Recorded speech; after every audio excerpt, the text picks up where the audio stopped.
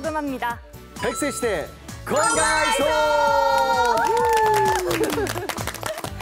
여러분을 건강 부자로 만들어드리는 시간.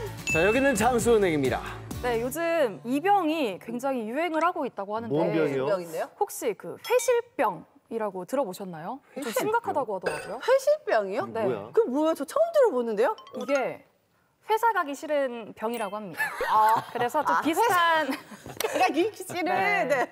비슷한 의미로 또 학식병도 있다고 하더라고요. 학식병은 뭐예요? 그러면? 학식병 한번 유추해 보실래요? 학교 가기 싫어. 맞아요? 맞아요? 맞아요. 아, 네. 진짜. 이렇게 회실병, 학식병 이렇게 네, 유행을 하고 있다고 뭐든지 어디 가기 하는데 싫은 내가 그런 볼 때 병이네요. 그러니까. 예. 조심스럽게 이거 오이주가 그냥 꾸며낸 얘기 같은데 자기 기준으로 회사 오기 싫어가지고. 아, 말이야. 희지 씨가 만든 근데 거예요, 이거는 아유, 사실은 이 병이 생긴 이래 우리 직장인들이 네. 계속 앓고 있는 고질병이자 이건 불치병이에요. 아, 이거 몰라요? 불치병이죠. 그러니까 그것도 불치병이야. 맞는데 이게 특히 지금 이 시즌 여름에 더욱 이렇게 발병을 하는 이유가 있다고 하는데 그래요? 바로 여름 휴가 때문이라고 합니다. 아, 맞아요, 휴가, 맞아요, 휴가. 네, 휴가가 있어서 그렇다 하더라고요. 네. 왜냐면 휴가를 갔다가 와서는 또 낙이 없잖아요. 그렇지. 또 어딘가 즐길 수 있는 그런 낙이 없기 때문에 아마 많은 분들이 다녀오셔가지고 지금 앓고 계신다고 하더라고요. 맞아요. 응. 우리 백장수는 어때요? 아유, 그러게 말도 마세요. 저는 늘 태평양만 돌다가 이번에 저 멀리 대성양 앞바다까지 나갔다가 왔는데 야, 이게 사실 뭐 그렇게 즐겁게 놀 땐 몰랐는데 이게 막상 돌아와 보니까 이 어찌나 힘든지 지금 온몸이 다 아파요. 아, 나 저렇게 거짓말 잘하는 죽겠어, 거 처음 봤어, 정말. 진짜. 이처럼 여름 휴가 후유증은 이 대부분 생체 리듬이 파괴된 것이 원인인데 직장인들이 휴가 후 본래 생활 리듬을 찾기까지는 평균 2.8일, 시간으로는 67시간 정도 걸린다고 합니다. 그러니까 휴가 다녀와서는 푹 쉬고 그리고 일주일 정도는 가능하면 일찍 귀가해서 충분히 쉬고 그리고 규칙적으로 자는 것이 좋다고 합니다. 맞아요. 맞아. 충분한 휴식만큼 좋은 게 없겠죠. 네. 근데 휴식을 취하시긴 취하시는데 우리 건강아이소와 함께 하시면 건강까지 챙겨가실 수가 있습니다. 자, 그럼 본격적으로 출발해 볼까요? 건강 뉴스 쉽게 읽어준 여자부터 만나겠습니다. 안녕하세요. 건강 뉴스 쉽게 읽어주는 여자 오희주입니다. 오늘의 첫 번째 뉴스 키워드는 자외선입니다. 자외선에 피부가 과도하게 노출될 경우 기억 형성이 저해된다는 연구 결과가 나왔습니다. 국내의 한 연구팀이 생쥐 피부에 6주간 총 18회 자외선을 쪼인 결과 새로운 물체와 위치를 기억하는 데 어려움을 겪었고 또 미로를 통한 기억 능력 평가에서도 능력이 유의미하게 감소했다고 밝혔는데요. 피부에 쪼인 자외선이 신경 발생과 시냅스 가소성을 악화시키고 또 도파민에 영향을 주는 유전자 발현을 변화시켰다는 게 연구팀의 설명입니다. 그러니까 이게 도파민이 기억력에도 영향을 미치는 건가요? 네, 그렇습니다. 일반적으로 도파민은 기억 형성에 관여를 하는데요. 도파민이 부족할 경우에 파킨슨병 등의 질환으로 이어질 수가 있습니다. 다만 도파민이 과도해도 인지와 기억력에 문제를 일으키는데요. 조현병, ADHD 등이 도파민 과다와 연관이 있다 이렇게 알려져 있습니다. 여름철 자외선에 노출될 때 피부만 걱정하시는데 이제 뇌 건강도 같이 챙기셔야겠습니다. 네, 두 번째 뉴스 키워드는 성형수술입니다. 미국의 한 조사에 따르면 성형수술을 가장 많이 한 나라는 인구 1000명당 8.9명이 성형을 한 우리나라였습니다. 서울의 여성 서너 명 중에 한 명은 1회 이상 성형수술을 받은 것으로 추정했을 정도인데요. 한국의 성형시장 규모는 2018년 107억 달러로 세계 성형시장의 약 25%를 점유했습니다. 2022년에는 약 4만 6,300명의 외국인이 성형 관광으로 한국을 방문하기도 했습니다. 이게 지금 자료를 보면 2위가 아르헨티나, 또 3위가 브라질 이런 순인데 특히 우리나라가 성형 대국이 된 이유에 대해서 좀 어떻게 보시나요? 대한민국이 아주 세계적인 성형수술의 강국입니다. 하지만 그 이면에는 우리 사회의 팽배한 외모지상주의 요거에 대해서 한번 우리가 생각을 해봐야 되겠는데요. 특히 MZ세대들 같은 경우에는 외국어 능력과 같이 외모도 하나의 스펙이다라고 생각을 하기 때문에 성형수술을 해서라도 예뻐지려고 하는 분들이 많습니다. 그런데 원장님께서는 이런 미용 목적보다는 좀 사고나 이런 것들로 생긴 흉터 위주로 수술을 하고 계신데 맞나요? 보통 성형외과 하시면은 미용 수술만 떠올리시는 분들이 많이 계신데요. 미용 성형 외에도 이제 우리 성형외과의 중요한 재건성형이라는 한 축이 있습니다. 재건성형이란 선천기형이나 아니면 후천적으로 여러 가지 질병 또 외상 등을 이유로 발생한 우리 몸의 결함에 대해서 정상의 상태로 복원시켜주는 성형외과의 한 분야라고 이해하시면 쉽겠습니다. 네, 지금까지 건강 뉴스 쉽게 읽어주는 여자의 오희주 그리고 박태서였습니다.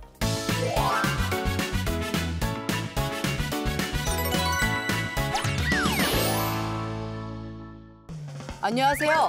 저는 요즘 몸이 2개라도 모자랄 정도로 바쁜 40대 초반의 에어컨 설치 기사입니다. 직업 특성상 아무래도 고객님 가정을 방문해야 하다 보니까 용모에 더욱 신경을 쓸 수밖에 없는데요. 땀이 많이 나는 편이라서 땀 억지제를 쓴다고 쓰는데도 시도 때도 없이 정말 줄줄 흐르는 이놈의 땀은 저를 너무 괴롭게 만듭니다. 신발도 벗어야 하는데 발냄새까지 날까 봐 난감하기도 하고요. 오늘도 어김없이 비 오듯 땀을 흘리고 있자니 기사님, 많이 더우시죠? 에어컨이 고장나서 시원하게 틀어드릴 수도 없고 이거라도 하나 드시면서 쉬엄쉬엄 하세요. 라면서 음료를 건네는 고객님의 이 한마디가 어찌나 감사하던지요. 열심히 고쳐드리고 왔습니다. 그나저나 백정수, 저는 여름만 되면 이 땀 때문에 죽을 맛인데 무슨 방법이 없을까요? 이 말복 지난 지가 언젠데 아직까지 날씨가 푹푹 찌고 있습니다. 이 조금만 돌아다녀도 온몸에 워터파크 개장한 것처럼 이 땀이 흠뻑 젖어버려요. 아유, 이렇게 땀 자국 때문에 나가기도 굉장히 부끄러워서 어디 다니지도 못하겠어요. 혹시 원장님들 땀 혹시 많으신지, 땀을 많이 안 흘리신지 궁금합니다. 우리 변석구 원장님. 예, 저는 땀을 많이 흘리는 것도 꼭 나쁘진 않다고 생각합니다. 저희 집 근처에 갈매길이라고 바닷가 산책길이 있는데요. 일요일 점심 때 점심 먹고 나서 햇빛이 좀 강하더라도 모자, 선글라스 그리고 안 타기 위해서 뭐 복면 그리고 팔토시까지 중무장을 하고 이제 쫙 걷습니다. 걷다 보면 실제 실외 사우나를 하는 것처럼 땀이 많이 나오지만 쭉 땀을 뺀 다음 집에 와서 찬물로 씻고 차디찬 콜라 한 잔 탁 마시면 정말 기분 좋습니다. 야, 이 탄산의 그 짜릿함과 이 청량감이 이야, 그냥 땀이 쏙 들어갈 것 같습니다. 그러면 우리 최대종 원장님은 혹시 땀이 많으신지 궁금하네요. 예, 저도 땀을 많이 흘립니다. 근데 이제 저는 땀을 흘리면 오히려 몸이 가벼워지고 건강한 느낌을 받는데 아마 부모님이 물려주신 이 태음인의 체질의 덕을 많이 보는 것 같습니다. 태음인의 덕을 봐서 그렇군요. 그러면 우리 안상미 원장님 혹시 땀에 관련된 뭐 에피소드나 땀이 많으신지도 궁금해요.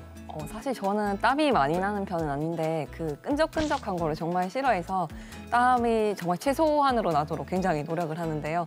그래서 여름이 되면 한낮에는 동선을 정말 최소화하고 또 이제 산책 가고 싶으면 저녁에 해지고 나서 가고 또 운동도 이제 땀 많이 안 나는 정적인 운동, 필라테스 이런 종류로 해서 땀이 나는 거를 최소화하고 있습니다.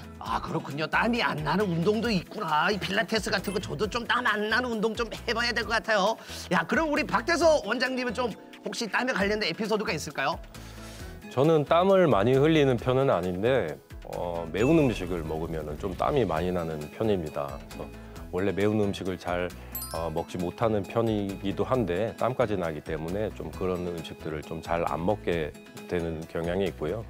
또 수술할 때 우리 수술 장갑을 끼는데 이 라텍스 장갑이 통기가 안 되기 때문에 땀이 많이 찹니다. 근데 저는 유독 땀이 많이 나서 나중에 장갑을 벗을 때 보면은 막 땀이 후두두둑 떨어지기도 하는데 제 생각에는 좀 집중을 많이 하거나 긴장할 때 손에서 땀이 많이 나는 것 같습니다. 야, 그만큼 또 환자를 볼 때는 집중을 하기 때문에 그렇게 땀이 좀 나는 것 같아요. 그죠? 그러면 우리 김현준 교수님 혹시 땀이 많으신가요? 어때요? 저는 개인적으로 땀이 별로 없는 체질입니다. 근데 한 9시나 10시쯤 되면 이제 손에 땀이 흥건하게 있습니다. 왜 그렇습니까? 10시가 되면? 요새 보면 주식이 너무 많이 떨어져가지고 그걸 보고 있으면은 나도 모르게 식은땀도 나고 그렇게 하고 있습니다. 그렇군요. 주식. 10시만 되면 이렇게 온몸에 땀이 다 젖어버리는구나. 그렇죠? 좋습니다. 야, 이게 땀 많이 흘리다 보면 온몸이 끈적끈적한 게 정말 좀 불쾌하잖아요. 이 쓸모도 없는 땀은 대체 왜 나는 건지 변석구 원장님 좀 알려주세요. 예, 땀을 흘린다는 거는 뭐 건강에 척도화되기도 하는데요. 우리 몸에는 200에서 400만 개 정도의 땀샘이 분포되어 있는데 주로 손발, 이마, 겨드랑이에 분포되어 있습니다. 땀의 가장 중요한 역할은요, 바로 체온 조절입니다. 그리고 땀을 많이 흘렸을 때 좀 상쾌해지는 느낌이 있는데요. 땀은 또 몸에 있는 찌든 노폐물들을 땀을 통해서 배출하는 대표적인 콩팥과 더불어 배설기관 중에 하나입니다.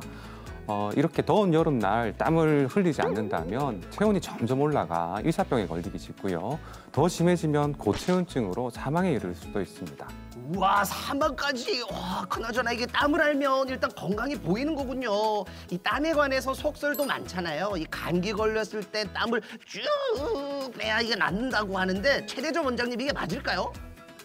네, 땀에 대한 속설이 참 많습니다. 특히 이제 감기에 걸리면 이불을 푹 뒤집어 쓰고 열을 내라, 땀을 내라 이렇게 하시는데 사실은 그렇게 해서 너무 갑자기 고열이 나면 머리로 올라가는 그 혈액이 뜨거워져서 문제가 될 수도 있습니다.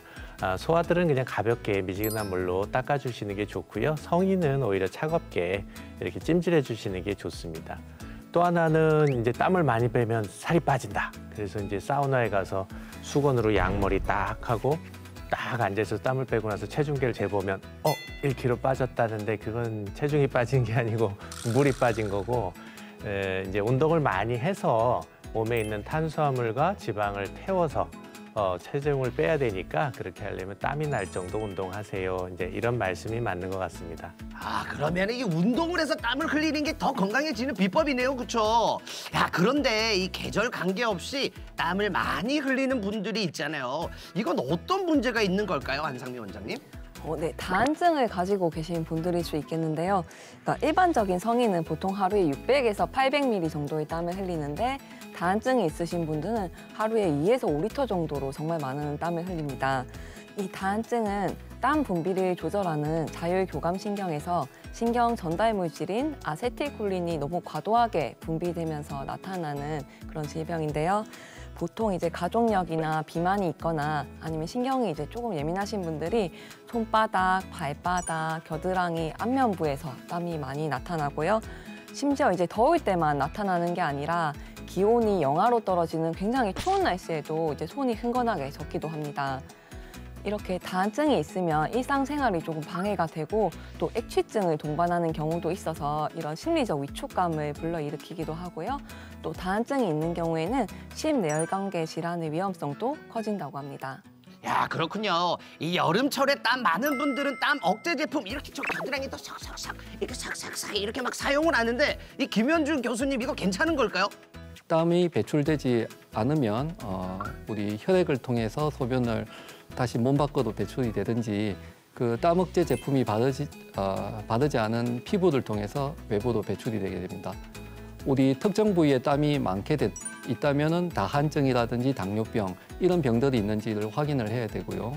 그리고 목이라든지 등 같은 경우에 땀이 많다면 전신질환이나 호흡기 질환이 있는지 의심해 봐야 됩니다. 그리고 갑상선 항진증이 있을 경우도 있으니 그 전에 꼭 땀이 많다면 병원에서 확인을 하는 것이 중요하겠습니다. 아, 그렇군요. 그러면 뽀송뽀송한 여름 나기를 위해서는 어떻게 관리하면 좋을지 우리 박태서 원장님 알려주시기 바라겠습니다. 네, 땀을 많이 흘리셨을 때는 33도에서 35도 정도 되는 미지근한 물로 샤워를 하시는 것이 좋습니다. 샤워를 하실 때 온몸의 피지와 귀지를 잘 제거해 주시고 땀에 젖은 머리카락과 두피도 꼼꼼하게 이제 씻어 주셔야 됩니다. 또 발바닥에도 땀샘이 굉장히 많기 때문에 발냄새가 심하게 유발될 수 있어서 구석구석 잘 씻어주시고 각질 제거도 해주셔야 됩니다. 여름철에 옷은 통풍이 잘 되고 땀 흡수가 빠른 천연 소재가 좋고요. 음식 같은 경우에는 술이나 카페인, 또 매운 음식처럼 교감신경을 흥분시키는 그런 음식들이나 심한 땀 냄새를 유발할 수 있는 마늘, 각종 향신료, 치즈, 버터 같은 음식들의 섭취를 좀 줄여주시고요. 평소에 내가 열이 많다 하시는 분들은 체중 관리에도 신경을 쓰셔야겠습니다.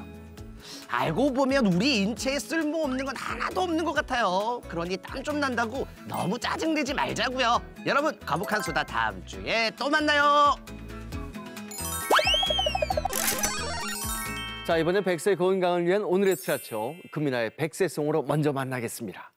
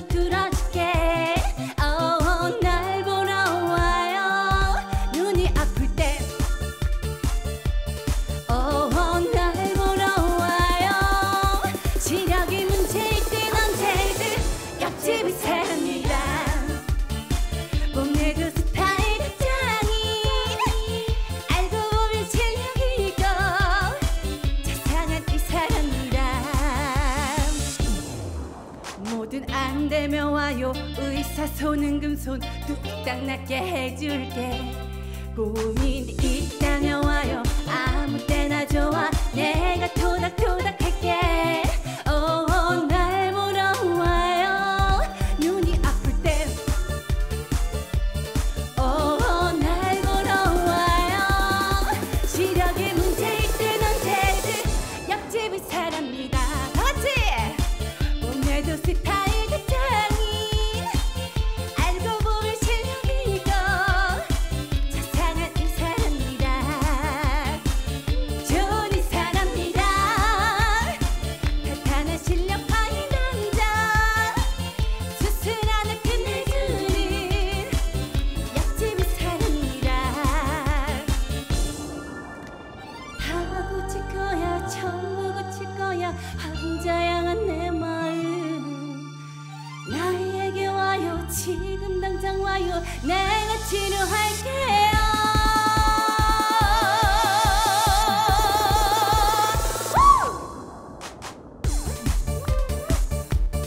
다들 손을 위로. 네, 오늘의 투자처, 당신의 눈을 위협하는 안구건조증 치료와 예방법. 오늘의 주치 바로 모셔보겠습니다. 변석호 원장님 모셔보겠습니다. 어서 오세요. 반갑습니다. 예, 반갑습니다. 예. 아니 저는 우리 몸 사실 전체 중에서 뭐 안 중요한 게 어디 있나 싶긴 그렇죠, 한데 그렇죠. 예. 저는 그 중에서도 조금 이 눈이 제일 중요하지 않나 싶거든요. 너무 중요하죠. 궁금한 게 네. 우리 어떻게 변석호 선생님께서는 어떻게 안과를 특별히 선택하신 이유가 있으신가 그게 너무 궁금해요. 예, 안과 하면 학생 때도 많이 저한테도 좀 생소했습니다. 4학년 실습을 이제 처음으로 안과를 돌게 됐는데요. 안과를 돌면서 이 작은 눈에도 이렇게 많은 질병들이 있다는 것에 대해서 좀 놀랬고요. 눈이 불편해서 시력이 떨어진 환자분들이 안과에서 충분한 치료를 받고 눈이 편해지고 또 시력이 회복되는 것을 보고 안과도 참 재밌고 보람차겠구나 생각해서 안과를 지원하게 되었습니다. 올해로서 제가 안과 21년 차인데요. 지금까지 단 한 번도 안과 의사가 된 걸 후회해 본 적이 없습니다. 그리고 백내장 수술 후에 그 다음 날 환자분들이 안대를 탁 떼시고 나서 잘 보인다고 행복해 하실 때 가장 저도 행복하고 보람을 느낍니다. 대체로 말이 이렇게 많대 보면은 이제 거짓말 같은 경우가 많이 있거든요. 말은 저렇게 하지만 내가 볼 때는 조교 내지는 과 대표가 이뻤을 거야 아마. 그래야 선택하지 않았을까 싶은데 아니죠? 살 떨리는 것 같은데. 자, 강한 햇빛에 우리가 그 피부가 노출되면 이제 화상 입기도 하고 막 그러잖아요. 근데 눈도 마찬가지라고 합니다. 그 어떤 질환이 생길 수가 있을까요? 강한 햇빛에 노출되면 햇빛이 자외선으로부터 각막 화상이라고 불리는 광선 광광염이 생길 수 있습니다. 일반적으로 우리 평지에서는 잘 생기지는 않고요. 고도가 높아지면 자외선이 강해지기 때문에 에베레스트 산과 같이 높은 산에서 거기 쌓여있는 눈에 반사된 자외선이 눈에 들어갔을 때 생기기 쉽고요. 그래서 설맹이라고도 합니다. 그래서 등산하시는 분들은 눈을 보호하기 위해서 고글을 착용하고요. 우리가 산에서 스키장에서도 고글을 착용하는 이유가 눈도 보호하고 눈에 반사된 자외선으로부터 눈을 보호하기 위한 이유도 있습니다. 그리고 자외선에 의해서 수년에서 수십 년에 걸쳐서 서서히 이렇게 또 손상이 생기는 경우가 있는데요. 익상편이라고 해서 흰자에서 검은 동자로 살이 자라 들어가는 질환이 있는데 이것도 자외선 때문에 생기고요. 여러분들 다들 잘 아시는 백내장 또한 자외선이 원인 중에 하나입니다. 그리고 세계 실명률 1위 질환인 황반변성이 또 자외선 때문에 생길 수 있기 때문에 야외 활동을 주로 하시는 분들은 꼭 여름철뿐만이 아니라 사계절 내내 선글라스를 착용하여 눈을 보호하시는 것이 좋습니다. 그러네요, 선글라스. 그리고 제가 들어봤는데 가장 더운 이맘때 그 눈병 환자도 그렇게 많이 생긴다고 하더라고요. 그거는 또 왜 그런 거예요? 여름철 덥고 습한 날씨가 세균이나 바이러스 증식에 좋은 조건을 만들어주기 때문인데요. 또는 여름 휴가로 사람들의 이동이 많고 사람이 많이 모이는 곳에 가기 때문에 또 눈병에 걸리기 쉽고요. 무더운 여름으로 수영장 가서 또 물놀이 하면서 수영장에서 옮을 수도 있습니다. 우리 전염성 눈병은 유행성 각결막염과 아폴로 눈병이라고 불리는 급성 출혈성 눈병으로 나뉠 수 있는데요. 아폴로 눈병은 예전에는 유행을 많이 했지만 최근에는 유행을 잘 안 하기 때문에 전염성 눈병 하면 이제 유행성 각결막염을 이야기를 하고요. 네. 유행성 각결막염은 2주 동안 고생할 수 있고 눈병이 끝날 때 시력도 떨어지기 때문에 또 주의를 요합니다. 이런 눈병에서 눈을 보호하기 위한 방법이 두 가지가 있는데요. 눈병은 눈병 걸린 사람의 손을 통해서 옮겨집니다. 눈병 네네. 걸린 사람이 눈을 비빈 손으로 여러 가지 이제 물건을 만졌을 때 네. 그 물건을 만지고 자기 눈을 비볐을 때 눈병에 걸리기 때문에 네. 여름철 휴가지나 사람 많이 모이는 곳에 가시면 눈이 좀 가려워도 참으시고 눈을 비비시면 안 됩니다. 그리고 중간중간에 휴게소 들릴 때마다 우리 손 세정제로 손 자주 씻으시고요. 우리 코로나 때와 마찬가지로 그 휴대용 손 소독제를 들고 다니시면서 자주 손을 소독해 주는 게 눈병 예방을 위해 가장 중요한 방법입니다. 저는 아침에 일어나면 눈이 뻑뻑함을 느끼는데 많은 분들이 아침 저녁으로 눈이 뻑뻑하고 시리고 이런 걸 느끼거든요. 이 드라마를 아주 슬픈 드라마를 볼 때 말고는 눈이 편할 날이 없습니다. 이건 왜 이럴까요? 예, 항구건조증은 스마트폰을 보시는 모든 현대인들이 조금씩은 다 가지고 있습니다. 그렇죠. 항구건조증을 뭐 정의로 하면 여러 가지 원인에 의해서 눈물층이 불안정해서 생기는 항구적 증상이라고 하는데요. 쉽게 말해가지고 눈에 수분이 부족해서 눈이 뻑뻑해지는 겁니다. 크게 두 가지 원인인데요. 우리 눈의 위쪽 눈꺼풀에는 눈물을 만들어주는 눈물샘이 있는데 네. 이 눈물샘의 만성염증으로 눈물샘에서 눈물을 제대로 만들어내지 못하면 눈물 분비가 줄어들기 때문에 눈물 분비 부족형 건조증이라고 하고요. 눈물이 제대로 만들어지더라도 눈꺼풀의 마이범선에서 기름이 적게 나오면 기름이 눈의 증발하는 걸 막아주는데 증발이 가속화되기 때문에 증발형 건조증으로 나눌 수가 있습니다. 아까 백색송에서도 나왔고 지금 선생님께서도 말씀해 주셨는데 마이봄선 그게 뭐예요? 저는 사실 처음 들어보거든요. 저거 아니에요? 그래요? 네. 아니 저 잘못 오타 아니에요? 마지노선 아니에요? 맞아. 마이봄선. 마지노선? 마이봄선? 무슨 선은 선인 것 같긴 한데 어렵다. 맞죠? 마이봄선은 우리 눈꺼풀에 있는 기름샘입니다. 눈을 깜빡할 때 제일 바깥쪽에 그 기름층을 형성해주는 그런 기름층인데요. 네네. 위아래 각각 한 20개씩 그 마이봄선이 있습니다. 많이 있네요. 네. 그리고 또 마이봄선의 염증은 세균이나 더모덱스라 불리는 그런 모낭충에 의해서 만성적인 눈꺼풀 염증 때문에도 생길 수가 있고요. 네. 그리고 콘택트 렌즈를 장기간 오래 착용하신 경우도 마이봄선 손상이 일어날 수 있습니다. 그리고 가장 흔한 거는 나이가 들면서 자연스럽게 마이봄선이 위축되고 소실되어서 이제 생기는 질환입니다.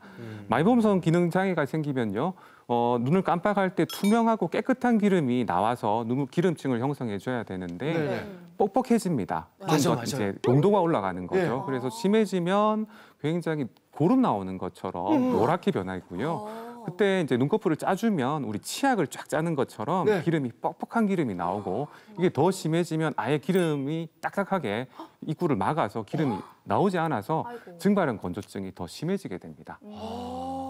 아니 격하게 지금 공감을 아니 하시는데 각각 뭐 20개씩 있다 그러는데 난 40개씩 있나 봐. 너무 기름져가지고 가끔씩 이 애가 어떻게 했지? 이거면 다시 물로 막 헹구고 막 그래요 나는. 그 정도예요? 진짜 아니 눈도 이게 나이 먹으면서 많이 좀 안 좋아지는 것 같은데 안구 건조증이 제가 있어가지고 이거 저 인공 눈물 있잖아요. 이것도 제가 가지고 다니거든요. 근데 날씨가 건조할 때 그런지 난 장마철엔 괜찮더라고. 맞아요? 예, 주변 공기가 지나치게 건조할 경우에 안구 건조증이 심해질 수 있는데요. 저는 투피크라고 봅니다. 이제 겨울철은 날씨가 건조하기 때문에 맞아요. 당연히 건조해지고요. 네네. 여름철은 장마 때는 말씀하신 것처럼 조금 습하기 때문에 괜찮지만 괜찮더라고요. 실내 에어컨을 틀기 때문에 에어컨의 차고 건조한 바람 때문에 실내가 건조해져서 건조증이 생길 수가 있습니다. 그래서 여름철 에어컨으로 인한 건조증을 예방하기 위해서는 자주 환기를 시켜주셔야 됩니다. 환기를 시켜서 실내 습도를 좀 올려주시고요. 에어컨 바람이 직접적으로 눈에 들어오지 않도록 방향을 조절해 주시는 것이 좋습니다. 아 그렇군요. 맞는 것 같아요. 에어컨 오래 틀면 눈이 시리고 뭐 이물감도 느껴지더라고요. 네, 근데 이제 여자분들 같은 경우 눈 화장 이제 섀도우도 바르고 이제 마스카라도 바르고 이렇게 하는데 이게 눈 화장을 많이 하면 안구 건조증이 생긴다는 말이 있던데 이게 실제로 맞는 말인가요? 아 진짜 진짜요? 뻑뻑해요. 예, 화장하면. 예. 정말? 눈을 화장하는 것도 중요한데 지우는 것도 중요합니다. 네. 그러니까 눈 화장을 잘 지우셔도 눈꺼풀 태에는 그 미세한 화장품들이 남아서 그 기름샘이 마이봄선 입구를 막을 수가 있어요. 그러면 건조증이 좀 더 심해질 수도 있고요. 또 그 화장하시는 분들 보면 저희가 세극등 현미경으로 보면 눈을 깜빡할 때 그 파운데이션 가루들이 눈물층을 쫙 덮고 있습니다. 그러면 또 눈물층이 불안정해지기 때문에 건조증이 생길 수가 있고요. 또 과도한 속눈썹 문신, 반영구 문신이라고 하죠. 그 문신하신 분들 보면 문신 때문에 그 눈꺼풀 태에 만성적인 안검염이 생기는 경우가 있어서 이것도 과도하면 안구 건조증을 좀 더 심하게 만들 수도 있습니다. 이 눈꺼풀 문신도 영향을 줄 수 있다는 걸 방금 처음 알았는데. 왜 눈 문신하려고? 아니야. 하지 마. 하지 말아야 될 것 같아요. 그러니까요. 조금 이제 그거는 결정을 미뤄두는 걸로 하고. 그런데 안구 건조증을 오랫동안 방치를 하게 되면 이게 뭐 시력 저하라든지 혹은 다른 질병에도 좀 영향을 미치고 그러나요? 예. 안구 건조증이 심해지면 좀 침침함을 느끼실 수도 있는데요. 우리가 뭘 사물을 쳐다볼 때는 빛의 형태로 눈으로 들어오는데 눈으로 들어갈 때 제일 먼저 통과하는 곳이 바로 우리 눈물층입니다. 눈물층이 건강할 때는 깨끗하게 빛이 착 통과를 하는데요. 눈물층이 불안정해지면 눈물층을 통과하는 과정에서 빛이 산란되기 때문에 좀 뿌옇게 보이고 흐려 보입니다. 우리가 눈이 좀 침침할 때 눈을 좀 자주 깜빡여주거나 인공눈물을 넣어주면 환하게 딱 밝아지는 게 눈물층이 보강이 돼서 그렇거든요. 그래서 건조해도 눈이 침침해질 수도 있고 좀 만성적으로 건조증이 심해지면 검은 동자인 각막에 상처가 생기게 됩니다. 이게 상처 때문에 또 계속 좀 시력이 떨어지는 경우도 있습니다. 자, 여기서 잠깐 환자 한 분을 좀 만나볼까 하는데요. 평소에 이 안구 건조증이 너무 심해서 병원을 자주 찾으시는 분이거든요. 어떤 치료를 받고 계신지 화면으로 만나보시죠. 여러분의 눈 건강은 어떠신가요? 안과에서 근무하는 서영경 씨. 환자들의 눈 건강을 돌보는 일을 하지만 정작 자신에게는 소홀했는데요.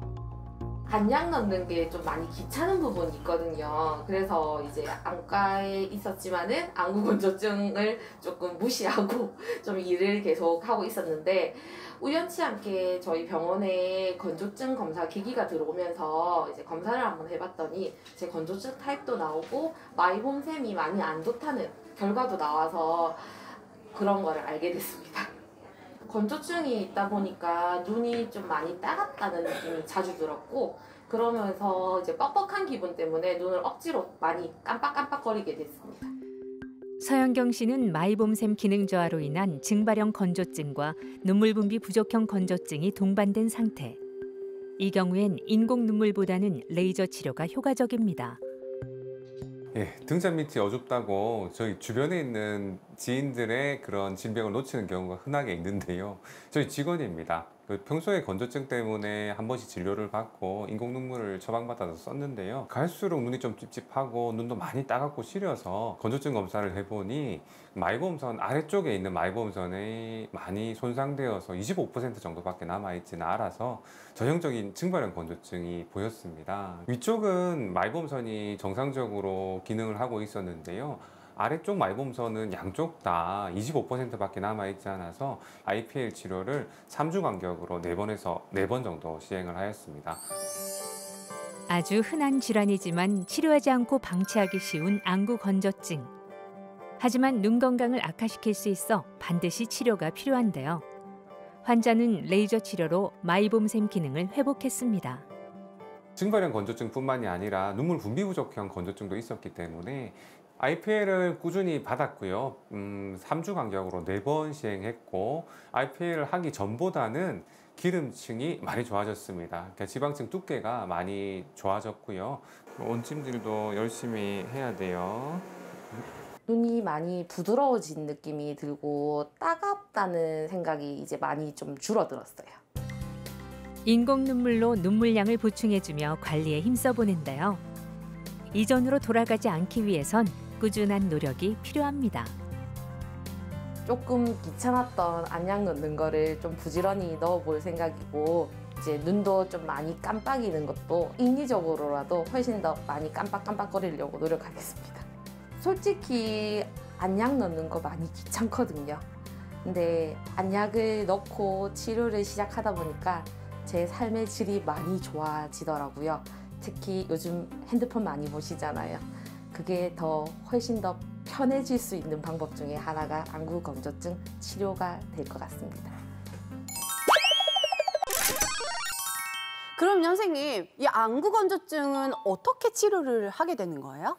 예, 안구 건조증 치료는 안구 건조증 검사를 통해서 그 원인에 따른 치료가 들어가는데요. 가장 기본적인 치료는 여러분 다들 잘 아시는 인공 눈물입니다. 네. 인공 눈물은 뭐 크게 두 가지로 히알루론산 계통과 카르복실 메틸셀룰로스계로 나뉘는데요. 네. 두 가지 차이점은 히알루론산은 눈에 머무르는 시간이 길기 때문에 네. 조금 더 오래 지속이 되고요. 네. 카르복실 메틸셀룰로스계는 조금 시원한 느낌이 들어서 콘택트 렌즈 착용하시는 분들에게 더 적합합니다. 히알루론산은 0.1에서 0.3%까지 농도가 있는데 눈물 분비가 많이 부족하신 분들은 조금 고농도 인공 눈물을 쓰시는 게 좋고요. 인공 눈물을 좀 자주 써서 아끼시는 분들이 있어요. 그러니까 인공 눈물을 많이 쓰면 눈물 분비가 줄어든다고 생각하시는 분들이 있는데요. 인공 눈물을 10번 쓰더라도 눈물 분비는 줄어들지는 않습니다. 불편하실 때는 충분히 넣어주시는 게 좋고요. 네. 또 작년에 그 인공 눈물이 보험에서 빠진다는 이슈가 있었는데 아직까지 의료보험이 적용되기 때문에 안과에 오셔서 눈에 맞는 인공 눈물을 처방받으시면 됩니다. 그리고 눈물 분비가 부족한 경우는 눈물샘의 만성염증 때문에 눈물 분비가 줄어들어서 그 만성염증을 치료하는 사이클로스포린 제제 안약을 쓰시면 그 만성염증이 나아지면서 눈물샘에서 눈물 분비가 증가되기 때문에 좀 자연스럽게 눈이 좀 편해질 수도 있습니다. 이런 그 치료 안약은 3개월 이상 꾸준히 쓰셨을 때만 효과가 있기 때문에 안과에서 검사를 통해 처방받으시는 것이 좋습니다. 그렇네요. 그럼 앞에서 말씀하셨던 그 증발형 건조증? 그거는 어떻게 되나요? 예, 증발형 건조증은 마이범선 기능 장애도 있지만 제일 안쪽에 점액층 이상에서 생길 수가 있기 때문에 점액 분비, 눈에서 점액 분비를 증가시키고 또 마이범선 기능을 약간 개선시켜주는 치료 안약도 나와 있기 때문에 이 또한 검사를 통해서 정확한 진단 후에 치료 안약을 안과에서 처방받으셔서 꾸준히 쓰신다면 도움이 될 수가 있고요. 원장님, 눈에 인공 눈물을 넣으면 몸이 좀 좋아지는 느낌도 들고 이게 쓰고 나면은 조금 남는 게 있는데 이게 아깝거든요. 근데 맞아요. 아까워요. 그러면 이거 좀 가지고 있다가 다시 혹시 써도 괜찮은가요? 원장님 그렇게 안 보이는데 굉장히 많이 아끼시네. 예. 예, 인공 눈물은 통으로 된 것도 있고 일회용도 있는데요. 네, 지금 맞아요. 여기 보시는 게 일회용 인공 눈물. 맞아요. 그렇게 생겼죠. 그거죠. 예. 인공 눈물을 넣기 위해서 여기 보시는 바처럼 이렇게 뒤틀어서 이렇게 따게 되는데요. 그렇죠. 이 잘리는 과정에서 미세 플라스틱이 약간 입구에 묻을 수가 있습니다. 네. 그래서 바로 넣으시면 미세 플라스틱이 들어갈 수 있기 때문에 네. 뜯고 나서 한 방울 정도는 이렇게 흘려주시고 넣어주시는 게 좋습니다. 그리고 이 입구가 약간 그 각이 있기 때문에 넣으실 때 눈썹에 닿이거나 눈을 찌르지 않도록 조심하셔야 되는데요. 일회용 인공 눈물은 보존제가 들어가 있지 않기 때문에 상하기 쉽습니다. 그래서 원칙적으로는 뜯고 바로 넣고 폐기를 하셔야 되는데요. 뭐 한두 시간 정도 이 앞에가 손에 안 닿여 오염이 되지 않았다면 네. 깨끗하게 이렇게 닫으시고 한두 시간 안에는 한 번 정도는 더 넣고 버리셔도 됩니다. 한두 시간 안에요. 예. 아니 그저 뜯었는데 아까우니까 줘요. 아깝다. 그러니까요. 뭐 다음 날까지 쓰고 막 그랬거든요. 그럼 안 된다네. 그러니까요. 그러면 안 되는 조금 좀 거였어요. 이따가 네. 사용은 괜찮다고. 아니 근데 이 안구 건조증이 좀 심해지잖아요. 그러면은 어떻게 수술까지 갈 수가 있나요? 수술하면 괜찮나요? 수술까지 가요? 예, 그 단계적으로 저는 치료를 하는데요. 가장 기본적인 인공 눈물과 염증 치료를 한 다음에도 호전이 없으면 앞서 설명드렸던 눈물 분비를 증가시키거나 점액을 좀 더 증가시켜서 증발형 건조증을 억제하는 치료제를 씁니다. 그럼에도 불구하고 치료가 안 될 경우에는 시술을 해볼 수 있는데요. 우리 마이범선 기능 장애를 치료하기 위해서 시술로 우리 IPL 레이저가 있습니다. 우리 피부과에서 하는 IPL 레이저하고 똑같은 건데요. 그 차이가 들어봤어요. 맞아요. 예, 뭐 이게 다 들어간 줄만 알아. 난 몰라. 예. 피부할 때 하는 그 IPL 레이저인데요. 피부과의 차이점은 그 레이저하는 팁 크기가 우리 눈꺼풀에 이렇게 레이저를 쳐야 되기 때문에 굉장히 좀 작습니다. IPL 레이저의 목적은요. 우리 마이범선 기능 장애가 생기면 기름샘 입구가 딱딱한 기름이 막혀서 기름이 못 나오기 때문에 IPL 레이저를 하게 되면 그 빛의 에너지가 눈 안으로 들어가서 열 에너지로 바뀝니다. 그래서 마이범선 쪽에서 온도가 올라가서 그 막혀 있는 그 기름을 녹여서 조금 더 배출을 자연스럽게 만들 수 있고요. 또 말보험선 염증이 심해지면 눈꺼풀에 혈관들이 자라 들어오는데요. 이 혈관에서 분비되는 물질 때문에 눈꺼풀 염증이 더 심해질 수도 있어서 레이저를 하면 이런 혈관도 없어지게 됩니다. 그리고 눈꺼풀에 있는 세균이나 모낭충도 효과적으로 제거할 수 있습니다. 눈물 분비가 부족한 경우는 눈물이 잘 안 나오기 때문에 우리 눈물이 나왔다가 코로 내려가는데 그 코로 내려가는 눈물도 아까워요. 그래서 우리 눈물 내려가는 구멍인 누점을 콜라겐 플러그나 실리콘 플러그로 막아서 그다음에 부족한 눈물을 조금 더 활용할 수 있는 방법도 있습니다. 안 되는 게 없네요. 그러게요. 그러면 치료는 어떻게 한 방에 딱 끝나는 거예요? 어떻게 되는 거예요? 예, 보통 IPL 레이저 치료는 2, 3주 간격으로 기본 4회 정도를 할 수가 있고요. 말보험선 기능 장애 정도에 따라서 그 횟수를 조절할 수 있는데 말보험선 기능이 50% 이상 떨어진 경우는 4회만으로 부족하면 8회에서 12회까지도 하기도 합니다. 그런데 제일 중요한 거는 레이저 자체만으로 모든 게 해결되는 건 아니고요. 네네네. 레이저를 하고 나서 집에서 자가 치료를 하는 것도 중요한데요. 그러니까 온찜질이 중요한데 말보험선에서 기름은 보통 36, 7, 8도 그 체온에 비슷한 온도에서 분비가 되는데 기능 장애가 생기면 딱딱하게 굳어지기 때문에 온도가 더 높아야지만 그게 녹아서 나올 수가 있습니다. 보통 말보험선 기능 장애가 심하신 분들은 온도가 40도 정도까지 올라가야지 그 분비가 되기 때문에 그럼 되잖아요. 너무 화상 입을 정도는 아니고 우리 목욕탕 가서 열탕 가면 따끈하잖아요. 그 정도의 온도로 온찜질을 해주셔야지만 효과가 있습니다. 그리고 그냥 온찜질 하는 것보다 온찜질을 하고 약간 마사지 하듯이 짜주셔야 됩니다. 그래서 기존에 그냥 온도만 올리는 것보다는 젖은 수건을 전자레인지에 돌려서 온찜질을 하시는 게 더 좋고요. 그리고 눈꺼풀 세정제가 따로 나와 있습니다. 그러니까 눈꺼풀에 있는 세균이나 그런 더모덱스를 없애는 성분이 들어있기 때문에 온찜질을 한 후 그 특수 세정제를 약국이나 안과에서 구입하셔서 저녁에 주무시기 전에 한 번씩 닦아주신다면 조금 더 효과적으로 건조증을 치료할 수 있습니다. 아니 사실 저도 약간 안구 건조증이 있는데 아마 지금 방송 보시는 분들께서도 와 이게 치료가 가능했어 하면서 많이 관심들을 좀 보이실 것 같아요. 그럼요. 그리고 저 사실 이런 뭐 치료법이나 이런 것들이 시술이 있는지 저는 사실 처음 알았거든요. 이걸 실제 받으신 환자분들의 반응은 좀 어때요? 괜찮아요? 예, IPL은 만능은 아닙니다. 말씀드린 것처럼 또 관리도 잘 하셔야 되는데요. 환자분 60대 여자 환자분이셨는데 손대면 톡 하고 터질 듯이 슬픈 얼굴을 하고 들어오셨어요. 안구 건조증이 너무 심해서 눈을 뜨기도 힘들고 인공 눈물을 안 쓰면 눈을 아예 못 뜨시는 분이셨는데 검사를 해보니 분비 부족형과 증발형 두 개 다 심한 건조증이었습니다. 그래서 이제 1단계 치료로 인공 눈물과 그 치료 안약을 다 썼는데도 불구하고 좀 건조증이 지속됐기 때문에 IPL 레이저를 했고요. 첫 IPL 레이저 한 후 눈이 좀 편안해지셨다고 말씀을 하셔서 효과가 있겠구나 해서 꾸준히 치료를 받으셨고요. 이분이 또 굉장히 좀 부지런한 분이셨어요. 꼼꼼하신 분이었기 때문에 제가 딱 처방한 치료 안약을 딱 횟수대로 정확하게 넣으셨고요. 그리고 그 레이저 중간중간에 온찜질과 눈꺼풀 위생 관리를 철저하게 하셨기 때문에 한 2달 정도 지냈을 때 인공 눈물을 하루에 평소에 한 10번, 20번 쓰셨다면 요즘에는 3, 4번 정도만 써도 눈이 편해요라고 하실 정도로 좋아진 경우도 있었습니다. 그래서 저는 IPL 효과도 있었지만 부지런하게 치료를 잘 하셨기 때문에 그렇고요. 저는 늘 건조증 환자들께 말씀드립니다. 건조증 치료하려면 환자분도 부지런하셔야 됩니다. 뭐든지 그래요. 뭐든지 부지런해야 돼요. 제일 어렵죠. 맞아요.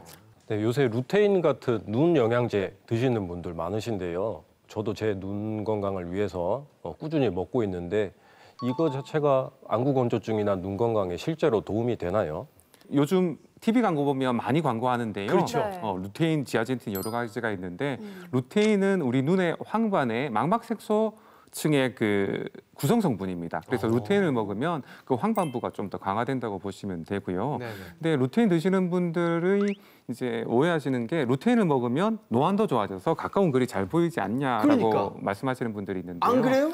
루테인은 노안보다는 노화를 늦추는 데 도움이 되는 약입니다. 그래서 특히 황반부에 이상이 있으신 분들은 미래의 눈 건강을 위해서 미리 루테인을 드시는 걸 권유드리고요. 그리고 지금 설명드린 안구 건조증에는 말보험선 기능 장애 또 개선해주는 그 오메가3를 드시는 게 더 좋습니다. 오메가3를? 오메가3 꿀팁이다. 네네. 그 앞에서 말씀하셨던 것처럼 사실 이 안구 건조증을 좀 예방을 하려면 굉장히 그런 부지런한 생활이 필요하다고 하셨잖아요. 그러면 좀 일상에서 좀 꼭 지켜야 될 만한 그런 생활 습관이 좀 있다면 알려주셔도 좋을 것 같아요. 예, 뭐니 해도 제 우선은요. 우리 현대인들이 스마트폰을 하루 1시간만 줄여도 건조증이 많이 좋아지실 거라고 생각합니다. 역시 폰이네.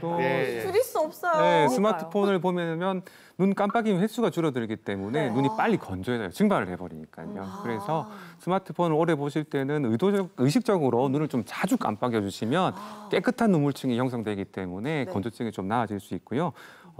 저녁에 주무시기 전에 온찜질 한 번씩 해주시는 것만으로도 충분히 도움이 될 수 있습니다. 그리고 너무 가까운 곳만 보시면 눈이 항상 긴장하고 있기 때문에 한 번씩 멀리 쳐다보면서 눈의 긴장을 풀어주시는 것도 좋습니다. 자, 여기서 하나. 슬픈 영화 하나 딱 보면서 팡팡 울면 저 괜찮으시지 않을까요? 그럴 수도 있겠네요. 그럴 수 있잖아요. 예, 슬픈 영화를 보면서 뭐 계속 우신다면 그때는 좀 덜 건조할 것 같기는 한데. 그러니까. 영화를 보거나 뭐를 좀 집중해서 보실 때는 인공 눈물을 한 번씩 넣으면서 보시는 게 좋습니다. 그러니까 인공 눈물을 넣으시면 그 좀 오랫동안 눈물층이 보존되기 때문에 좀 더 선명하고 편하게 보실 수 있습니다. 그래. 근데 난 괜찮아. 난 지금 갱년기가 와가지고 뭐 봤다 하면 그냥 눈물이 자꾸만 나더라고. 난 괜찮아. 그리고 그 눈물 흘리시면서 인공 눈물도 같이 흘리시면. 같이 그냥 이쪽에서 흘리면 이쪽에서 눈물 나오고 말이죠. 아니 그럼 우리 선생님 말씀하셨으니까 지금 한번 다 같이 눈 한번 깜빡해 볼까요? 깜빡. 이렇게 시청자 여러분들께서 또 이렇게 깜빡 네, 보시면서 그러면은 한번 지금 보시는 분들께 선생님 한번 당부의 말씀 좀 해주세요. 예, 스마트폰을 가지고 계시는 현대인들은 다 건조증을 가지고 계십니다. 건조증은 대부분 있지만 한 번씩 필요할 때 인공 눈물을 넣어주시고요. 네네. 저녁에 온찜질만 하셔도 충분히 증상이 좋아질 수 있습니다. 하지만 이렇게 하셨는데도 불구하고 눈이 따갑고 시리고 눈물 나서 많이 불편하시다면 가까운 안과에 가셔서 정확한 진단을 받고 그 원인에 따른 건조증 치료를 받으시는 것을 추천드립니다. 네, 지금까지 좋은 세상 오래오래 볼 수 있도록 우리 눈을 밝혀주는 변석호 원장님과 함께했습니다. 네, 수고하셨습니다.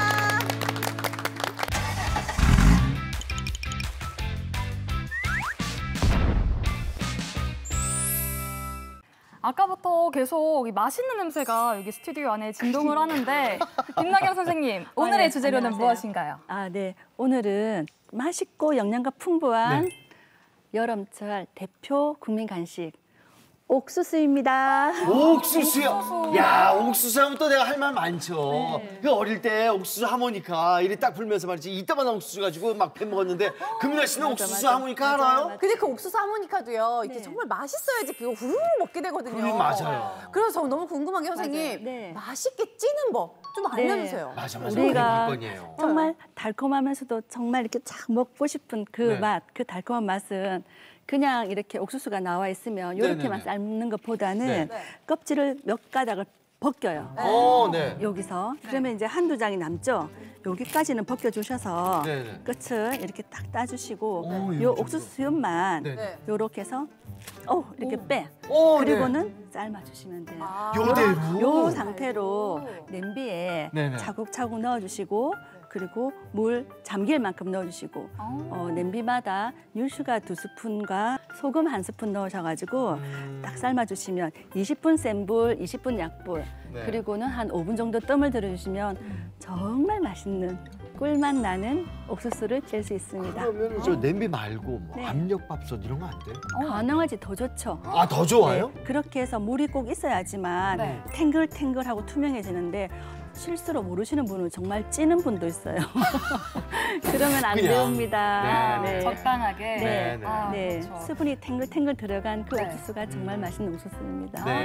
이 탱글탱글 옥수수 식감이 또 굉장히 매력적이잖아요. 맞아요. 특히 이 옥수수가 여름철 대표 간식인 이유가 있는데 저희가 화면으로 준비했습니다. 함께 만나보시죠.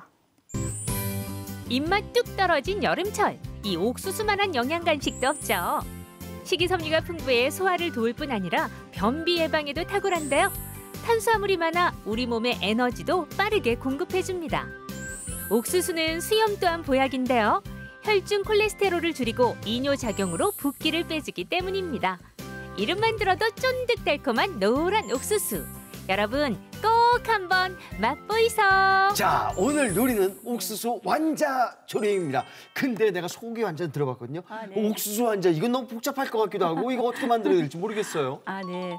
완자라고 하면 이렇게 동글동글 이렇게 빚어줘야 되잖아요. 그렇죠, 그렇죠. 그래서 가장 쉽게 소화를 할 수 있고 또 여름철 좋은 닭고기를 좀 이용해서 그래서 닭고기를 곱게 다져가지고 옥수수를 이렇게 넣고 그다음에 빚어요. 근데 이제 소금 간, 밑간 좀 해서 생강즙 넣어서 밑간해서 해두시고 동글동글하게 해서 이제 부칠 때 그냥 넣으면 부스러질 수가 있으니까 녹말과 그 물을 1:1 넣어서 녹말물에 굴려서 튀겨주시면 이렇게 이쁘게 튀겨지거든요. 이렇게 튀긴 상태에서 이제 양념을 할 때 팬에다가 기름 두르시고 향신채, 파, 마늘 그리고 생강 등을 넣고 볶으시다가 이제 굴소스나 물엿이나 고추장 등을 넣어서 함께 보글보글 끓으실 때 이렇게 튀겨낸 것을 넣어서 한번 덮어서 나오시면 맛있는 옥수수 완자 조림이 됩니다. 성장기 어린이들에게 좋은 영양 간식 같습니다. 이건 닭강정 같아. 그렇지 않아요? 약간 향기도 살짝 닭강정 냄새가 나는 것 같아요. 근데 그 위에서 더 포슬포슬하고 그 알갱이 톡톡 트지는 맛을 더 강조한 옥수수 완자 조림입니다. 지금 앞에 하나씩 다 놨는데 우리가 저 말로만 들을 게 아니라 한번 좀 먹어보겠습니다. 먹으면서 맛 평가도 좀 해주세요. 자, 한번 좀 드셔보시죠. 우리도 같이 먹어볼까요? 맛있게 드세요. 저는 본연의 맛 그대로 이 완자만 따로 먹어볼게요. 저 사실 옥수수 완자가 처음이거든요. 그래서 맛이 너무 기대가 돼요. 이게 탱글탱글한 식감이 그대로 살아있고 안에 옥수수하고 이게 고기죠, 닭고기하고. 그러니까 탄수화물과 단백질 같이 쫙. 야, 이 식감이 예술이네요. 식감이 진짜 너무 좋아요. 지금 NG 내면 혹시 한 개 더 먹을 수 있어요? 하지 마. 욕심 부리지 마요. 어디서 이렇게 잔수를 쓰고 그래요, 진짜. 그만큼 맛있다는 거죠. 우리 진짜 레시피가 맛있으니까. 안상미 원장 어때요? 그 옥수수 이제 여름에 욕심부려서 많이 사놓으면 많이 남잖아요, 사실. 맞아요. 그래서 항상 좀 이거 뭘 할 수 있을까 했는데 이렇게 만들어 먹으면 영양도 좋고 너무 좋을 것 같아요. 드시고 나서 옥수수를 다 안 드실 때는 빨리 분리해가지고 이렇게 밥에 넣어서 밥을 해 드셔도 되고 이런 식으로 부재료로 다른 거와 함께 섞어서 완자 빚어서 다른 메뉴로 내면 인기 좋으실 것 같습니다. 올여름. 일단 우리가 보기 좋은 떡이 먹기도 좋다고 그러잖아요. 근데 딱 볼 때 손님이 오신다. 귀한 손님이 오신다면은 바로 대접해드리면 너무 좋을 만큼 아주 좋을 것 같고 아이들 간식은 최고일 것 같아요. 네, 감사합니다. 정말 좋은 간식입니다. 자, 오늘 이번 주에 메뉴가 바로 탄생이 됐습니다. 자, 이번 주 음식 보감 옥수수 완자 조림. 자, 다 같이 맛보이소!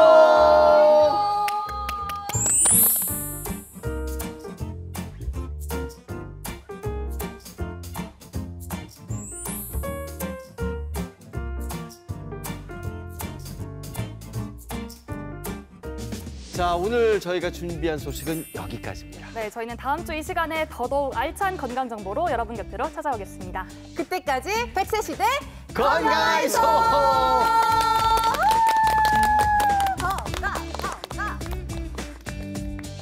프로그램에 참여하신 분들께는 근육이 미래다 크로노스 짐에서 선글라스를, 자연주의 키라니아에서 천연 성분 염색제와 기능성 샴푸를, 메디오로에서 여성들을 위한 퍼퓸 미스트를, 동화 속 힐링 카페 송종 올드머그에서 상품권을 드립니다.